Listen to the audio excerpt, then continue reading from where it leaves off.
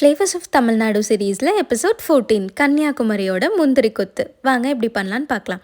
அரை கப் அளவுக்கு பச்சைப்பயிறு எடுத்து அதை நல்லா பொன்னிறமாக வறுத்து மிக்ஸி ஜாரில் ஒரு ஏலக்காயோடு சேர்த்து நரன்னு பவுட்ரு பண்ணி எடுத்து வச்சுக்கலாம்.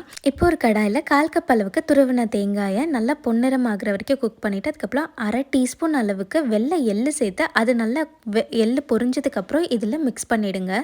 நான் இப்போ 1/4 கப்புக்கு கொஞ்சம் அதிகமாக வெல்லம் சேர்த்துட்டு அதை 2 டீஸ்பூன் அளவுக்கு தண்ணி சேர்த்துட்டு ஒரு கம்பி பதம் வந்ததுக்கப்புறம் இந்த பச்சைப்பயிறு பொடியோடு சேர்த்து நல்லா மாவு மாதிரி பிசைஞ்சுக்கோங்க. பிசைஞ்ச உடனே இதை குட்டி குட்டி பால்ஸ் மாதிரி பண்ண ஆரம்பிச்சிருங்க. அதை ஒரு அரை மணி நேரம் தனியாக வச்சுட்டு அரை கப் அளவுக்கு அரிசி மாவு, அரை டீஸ்பூன் மைதா, சிட்டிகை அளவுக்கு மஞ்சள் தூள் சேர்த்து தண்ணியோட நல்லா கலந்துட்டு பேட்டர் மாதிரி ரெடி பண்ணிடுங்க. இதை கொத்த அரை மணி நேரம் கழித்து எண்ணெயில் போட்டு பொரித்து எடுத்துட்டோன்னா நம்மளோட முந்திரி கொத்து ரெடி. நாளைக்கு சேலம் ரெசிபியோட பார்க்குறேன். Stay subscribe. பாய்.